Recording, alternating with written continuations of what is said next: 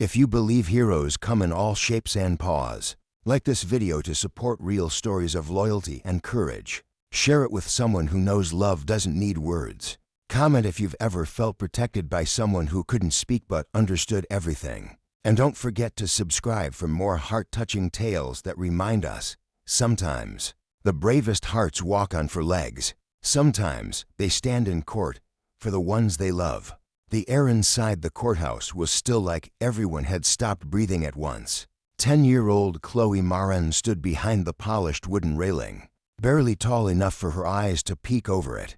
Her tiny fingers clutched the sleeve of her oversized gray cardigan, and her chin quivered. Though she tried her best to look brave, her hair was tied in a messy braid, a few strands falling over her tear-streaked face. She wore scuffed Mary Janes and a pale yellow dress, one she used to call her sunshine dress. But today, nothing felt like sunshine. Not with the judge watching, not with the lawyers whispering, and not with half the town gathered in stiff silence. Next to her, sitting as straight and still as a statue, was Kaiser, a large German shepherd with a silver muzzle and watchful amber eyes. His thick coat was brushed to a shine, and a faded service vest clung to his sturdy frame, even though his badge had been removed. Chloe's voice was barely a whisper. "He saved me, twice. He's not just a dog. He's my family." A murmur ran through the courtroom. The prosecutor rose, adjusting his tie. "Your Honor, with all due respect, this animal is property of the department. He's trained, he's tactical, and he's dangerous in the wrong hands." The wrong hands? Chloe flinched. As if on cue, Kaiser gently leaned into her side, his big head resting against her tiny hip. It was the smallest motion, but Chloe took a breath, and for the first time that day, she raised her voice. "He's not property. He's not a weapon. He's the only one who didn't give up on me." Across the aisle, someone scoffed. The judge's gavel tapped twice, but Chloe didn't care, because once upon a time when she was trapped, voiceless, and lost in the dark, Kaiser had broken every rule to find her. And now, she was about to break one to keep him. Before he stood in court like a silent guardian, Kaiser was a legend among K9 handlers. He had served the city for nearly 8 years, tracking suspects through sewer tunnels, locating missing children in blizzards, even detecting explosives under pressure no human could bear. With a bite force that ended car chases and a nose that saved lives, Kaiser was as precise as he was fearless. But it wasn't just his skills that made him unforgettable. It was his heart. Kaiser had one handler for most of his service, Officer Travis Marin, Chloe's father. Travis wasn't just a cop. He was a single dad, a quiet man who brought Kaiser home instead of leaving him at the station. Chloe grew up with Kaiser sleeping at the foot of her bed, riding in the back seat during school drop-offs, and sitting patiently outside dance recitals like a furry, armored chauffeur. The three of them, father, daughter, and dog, were a team. But everything shattered one rainy October night. A call came in: armed robbery, suspects fleeing on foot. Travis and Kaiser responded. Only Travis didn't come back. The details were murky: a dark alley, gunfire, chaos. By the time backup arrived, Travis was gone. But Kaiser stayed. Even wounded, bleeding from a shattered rib, he guarded Travis's body until officers pulled him away. After that, Kaiser was never the same. He wouldn't respond to new handlers, wouldn't train, wouldn't eat. At the station, he lay curled by Travis's locker, nose pressed to the dented metal door for hours. Chloe visited every day, and slowly, something shifted.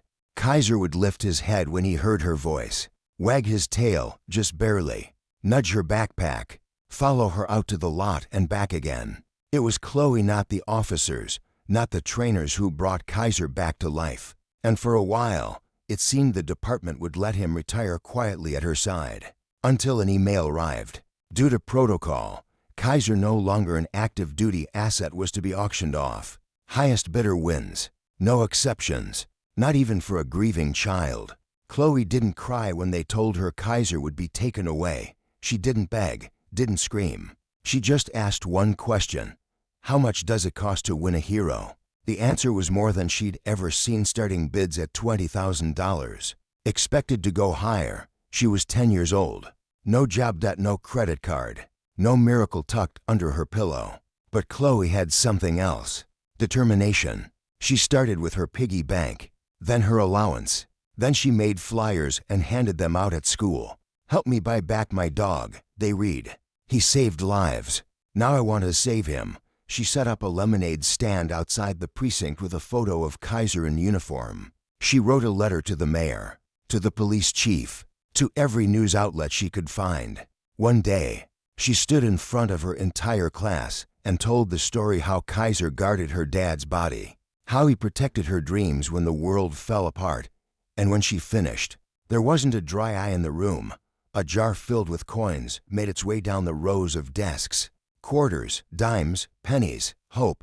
Chloe watched it grow not just in that jar, but in every neighbor who handed her a $5 bill, every stranger who shared her post online, every firefighter who slipped a 20 into her hand and whispered, "He deserves to come home." By the night before the auction, she had nearly $9,000. It wasn't enough, but Chloe wasn't finished. She had one plan left. The auction hall smelled of polished wood and coffee like a courtroom disguised as a marketplace. Chloe sat in the front row between Officer Patel and her grandmother, the little jar of donations clutched tightly in her lap. She wore her best dress, not because anyone told her to, but because she wanted to look brave. Kaiser wasn't in the room. Regulations said no animals on site during bidding. Regulations said a lot of things. The auctioneer stepped up, papers in hand. He wasn't unkind, just official. His voice echoed through the hall as he began listing off service dogs. Lot 7 Kaiser, retired K9, 6 years of duty, excellent obedience, high drive, minimum bid, $20,000. The room went quiet. Then, a man in a dark gray suit raised his paddle. "20,000, he said. Chloe's heart dropped. Another paddle lifted, this time a younger man, with aviator sunglasses and no badge in sight. 25. It was happening too fast. Chloe looked up at Officer Patel, panic in her eyes. "I have 9,000, she whispered. He shook his head, helpless. "I'm sorry, Chloe. Once the bidding starts, there's no exceptions. Rules are rules." Even if those rules didn't know what it meant to lose a father, or to have one last piece of him slipping away. Chloe stood up. She wasn't supposed to. The auctioneer paused, confused, but she stepped forward, small hands shaking as she held out her jar. "Please," she said softly. "I don't have enough money, but I have the right reasons." The room froze. People turned in their seats. One of the bidders lowered his paddle, and the auctioneer just stared, because no one had prepared him for this. For a moment, no one said anything. The jar in Chloe's hands jingled as a few coins shifted inside. The sound heartbreakingly small in the vast silence of the room. The auctioneer cleared his throat. "Miss, I'm sorry. But she's right." The voice cut through like a bolt. But the auctioneer looked pained. "The bids have already been placed." The process, then. From the back of the room came the scraping sound of a chair being pushed back. The man in the dark gray suit stood. Everyone turned. He walked forward, every step echoing. He was tall, polished, probably wealthy. The kind of man who never heard the word no. He stopped beside Chloe and looked down, not unkindly. "Just surprised you were going to bid against me?" she asked, her voice barely a whisper. He looked at her, then at the jar, then at the photo she had tucked under the lid, her dad, smiling, Kaiser at his side. A pause. Then he smiled, handed the auctioneer his paddle, and walked away. No words, no explanation, just quiet understanding. The auctioneer looked stunned. Lot 7, withdrawn. "Kaiser will not be sold today." Cheers erupted from the room. Chloe dropped the jar. She didn't care. She ran out of the auction hall, across the lot, and into the waiting arms of a handler holding Kaiser on a short leash. "Kaiser," she cried, and her dog barked once, deep and loud, then dropped to the ground, tail thumping wildly, as she threw her arms around his neck. No one dared stop them, because in that moment, everyone knew exactly who he belonged to. That night, the shelter emptied out slowly, but Chloe stayed behind, curled up on the floor beside Kaiser's bed. The concrete was cold, but she didn't feel it. Her head rested on his shoulder, one hand gripping his thick fur like it was the only thing keeping her tethered to earth. Kaiser didn't move, not even when the volunteers turned out the lights. He stayed still, his breathing slow and deep, the rise and fall of his chest matching hers. It had been months since Chloe had slept through the night, but with Kaiser beside her, she slept like she was home. In the morning, the papers were signed. Officer Patel offered to drive them, but Chloe refused. "We'll walk," she said, stuffing Kaiser's old leash into her backpack. He remembers the way, and he did. Every block they passed stirred a flicker of recognition in his amber eyes. The park where he used to train, the schoolyard fence he once barked behind, waiting for Chloe's dad to finish the morning shift, the small greenhouse with the cracked blue door, her house, now quiet, now hers alone. She turned the key. Kaiser stepped inside first, nose twitching. The couch still had her father's scent. So did the boots by the door. But the air was filled with something new now.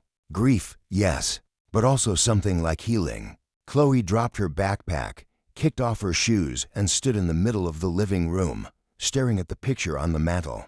Her father, holding her in one arm, his other hand on Kaiser's collar. She looked down at the dog. "Ready," she whispered. He didn't bark, didn't move, just rested his head against her leg. And in that moment, Chloe knew she wasn't alone anymore. For a while, things were quiet. Chloe returned to school. Kaiser waited at the gate every day, just like he used to wait for her father. The neighbors, once cautious, now waved when they passed. Some even left treats on the porch for the dog with the haunted eyes and the girl who never quite smiled. It wasn't perfect, but it was theirs. Until the letter came. Chloe found it wedged under the front door, official, cold and heavy as a hammer. She tore it open with trembling hands.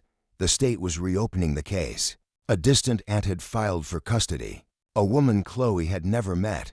A woman who wanted the house, the pension, everything, including her. That night, Chloe didn't sleep. She lay awake with her face buried in Kaiser's fur, listening to the thunder roll outside, wondering how many more things she could lose before she shattered completely. The court date was set. The lawyer assigned to her case barely looked at her. "They'll ask about your living conditions, your schooling, your emotional support system." She looked down at Kaiser, curled by her feet like always. "Does he count?" she whispered.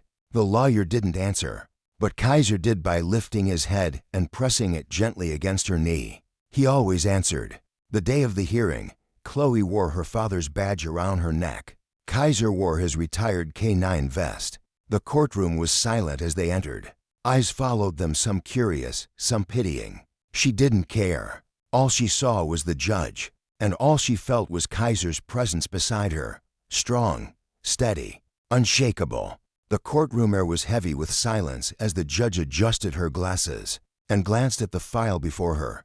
"Chloe May Reynolds," she began, her voice calm but distant. "We're here today to determine whether you can remain in your current residence or be placed under the guardianship of your extended family member, Ms. Evelyn Madsen." The woman seated across from Chloe straightened, her blazer crisp, her expression composed. Chloe felt her stomach twist. Her palms were clammy, the courtroom spinning ever so slightly. But then Kaiser shifted. He didn't make a sound. He didn't move toward her. He just pressed his large head against her leg, grounding her like he always did. The judge continued. "It is my understanding that you are currently under the informal guardianship of Officer David Riley, a close friend of your late father." David stood. "Yes, Your Honor. I've taken full responsibility for Chloe's welfare since Officer Reynolds' passing." Ms. Madsen cut in. "With all due respect, Judge, Mr. Riley is not family, nor is the animal that lives with her a suitable guardian. Chloe needs stability, schooling, structure." Chloe's eyes filled with tears, not from fear, but from the familiar sting of being misunderstood.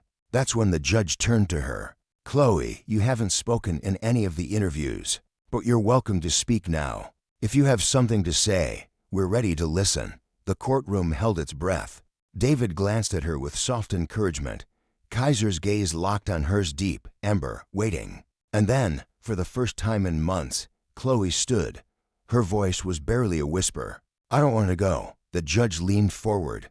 Could you tell us why? Sweetheart, Chloe swallowed.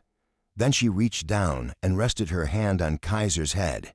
He didn't move. He's not just a dog, she said, voice trembling but clear. He's my family. He was my dad's partner. He's all I have left that still remembers him, the way I do. She took a breath. He wakes me from nightmares. He walks me to school. He's the only one who stayed when everything else got taken away. Dead silence. Even Evelyn Madsen couldn't respond. The judge looked at Chloe for a long moment, then at Kaiser, and in that moment, it wasn't a girl and a dog. It was a unit, a partnership, a bond deeper than biology. Thank you, Chloe, the judge said quietly. That was very brave. The judge sat silently for a moment, her expression unreadable. Papers were shuffled. A pen tapped softly, then she looked up. This court recognizes that legal guardianship is about more than blood relation. It is about safety, stability, and in rare, remarkable cases, about healing. She turned to Evelyn Madsen. Ms. Madsen, while I acknowledge your efforts to step in as family, it is evident that Chloe's emotional and psychological well-being are rooted in the home she currently shares with Officer Riley and Kaiser. Chloe squeezed Kaiser's fur, holding her breath. I hereby rule that Chloe May Reynolds shall remain in the legal guardianship of Officer David Riley, the judge declared. This decision is in the child's best interest. This court is adjourned. The gavel struck. It echoed through the room like a thunderclap of freedom. Chloe didn't cry. She didn't collapse. Instead, she dropped to her knees beside Kaiser and wrapped her arms around his thick neck, burying her face in his fur. He let out a low, rumbling sound, half growl, half sigh, as if he, too, understood the weight of the moment. David knelt beside them. You did it, kiddo. Chloe looked up at him. We did. As the courtroom emptied, some people paused, looking back, watching the little girl and her dog sitting side by side. There was no spectacle, no victory dance, just quiet triumph, just belonging. They walked out of the courtroom into the sunlight, hand on leash, step for step, free, together. Months passed. The leaves turned gold, then bare, then green again. Chloe now slept through the night. She laughed more, drew again, left the closet door open. And every morning, without fail, she and Kaiser walked to school together. His black and tan fur glistened in the sun, and his stride matched hers perfectly, as if they were tethered by more than just a leash. In their small town, people began to refer to them simply as the girl and the dog, a fixture, a quiet legend. Kaiser no longer wore his badge, but in Chloe's eyes, he was still her hero, still the one who found her, who stood between her and the shadows, who taught her that silence didn't mean defeat and that love didn't always need words. One afternoon, Chloe came home with a crumpled paper in hand. She waved it in front of David. It's a writing contest, she said, about someone who changed your life. David smiled. You going to write about your teacher? No, she said, then looked down at Kaiser, who thumped his tail. I'm going to write about my best friend. And so she did. Her story was titled, The Day the Bark Broke the Silence. She ended it with a single line. He wasn't just a dog. He was the reason I believed the world could still be good. Kaiser didn't understand the award she won, or the speech she gave, or the way the audience stood when she finished reading. But he was there, tail wagging, eyes steady just like always. In a world that once forgot her, Chloe had found her place. In a world that thought he was too broken to serve, Kaiser had become the heartbeat of a new beginning. They didn't need a siren or a headline. They had each other, and that was enough.